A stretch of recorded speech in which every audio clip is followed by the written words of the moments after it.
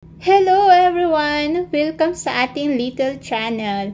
Ang video natin ngayon ay tungkol sa ating biometrics sa New Orleans, Louisiana. Marami ang nagtatanong sa akin, bakit sa Louisiana nandito tayo sa Florida? Ayon, bali tayo po ay malapit sa Pensacola, Florida at Alabama. Kaya ang pinakamalapit sa atin na pwedeng mag-biometric ay sa New Orleans, Louisiana.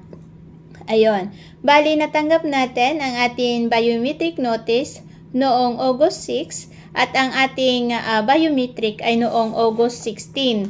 Yon, bali sa envelope po ay dalawa po yung laman, ang biometric notice at ang form na kailangan nating fill upan at kailangan nating dalhin itong dalawang ito sa ating biometric. Ayon, at sa mga nagtatanong kung ano ba ang ating naging outfit noong biometric, ito po, ganito lang po. At kung nagustuhan niyo po ang ating video, baka naman guys, pa-like, share, comment, at pa-subscribe naman para mas lumaki ang ating channel. Thank you guys! Hello guys! Tayo ay nagbibiyahe papuntang Louisiana, New Orleans para sa ating biometric. Ayun. Ang ating napakagwapong driver sa dadaan. And the passenger. Yes, nagbaon lang kami. Meron kaming cooler. May mga tubig kaming pina-ice. Tapos may soft drink. Tapos, ayun, meron tayong pagkain dito. So, dumaan na tayo sa Alabama, Mississippi. Tapos ngayon, nandito na tayo sa New Orleans, Louisiana.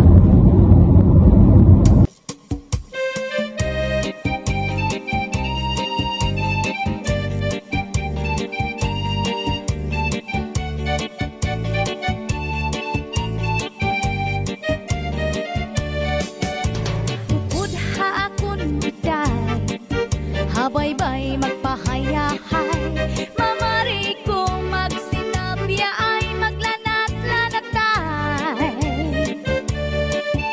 Maglangoy-langoy kita, magdakop-dakopay kita. Kung wala na kita gana, okoy kita.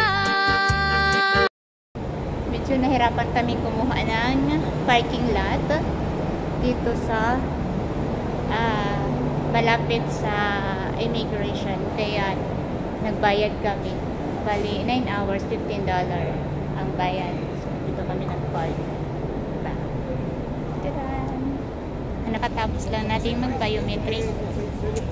Yun. Dito tayo sa New Orleans, Louisiana. Natutuwa talaga kami ni asawa at natapos na namin ang aming biometric.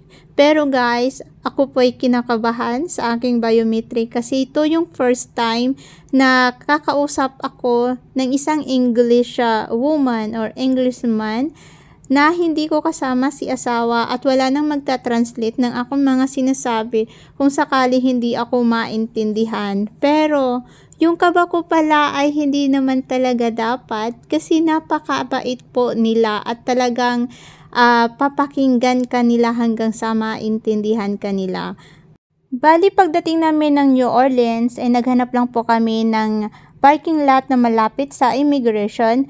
Then after namin makapark ay dumiretso na kami ng immigration kasi 1 oras na lang at biometric ko na. So, pagkapasok namin ng immigration, sumakay lang kami ng elevator hanggang 18th floor. Then, pagdating namin doon, mayroong scanner.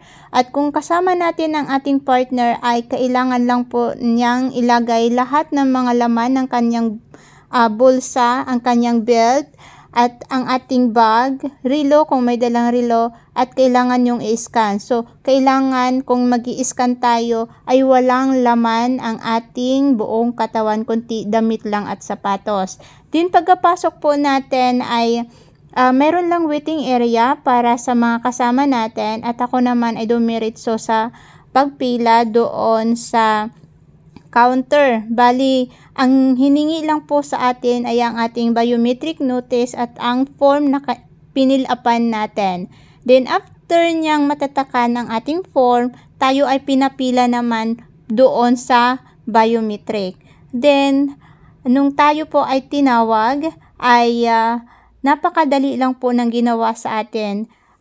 Kinuhanan lang tayo ng picture at ang ating fingerprint ay kinuha lang. Hindi natin kailangan na tayo talaga ang maglagay kasi i-assess tayo or yung nag-assess sa atin ang hawak ng ating kamay para mag-biometric.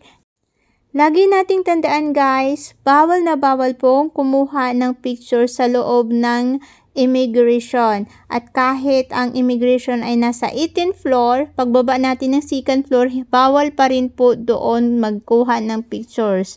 Yon. After ng biometric namin, ay kumain lang kami ni asawa. Then, dahil wala pa kaming tulog, nag-try kaming matulog sa sasakyan. Kasi ang booking namin or check-in namin sa hotel ay alas 4 pa ng hapon. Pagkagising namin guys, ito talaga ang pinakamalaking pagkakamali namin. Naiwan namin yung gamot ni asawa sa high blood. Trinay naman ni asawa na ituloy namin. Kasi meron pa kaming schedule para mamasyal kinabukasan, pumunta sa aquarium, pero hindi na talaga kaya, nafe-feel na talaga ni asawa na kailangan niya yung gamot. Kaya no choice kami kundi mag-drive pa uwi ng Florida. Yun. So, inabot kami ng hapon bago kami nakarating kasi 3 hours ang biyahe. Ayun. Sana ay makatulong ang ating experience sa biometric.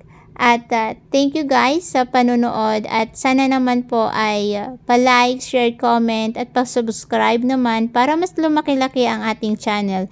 Thank you guys!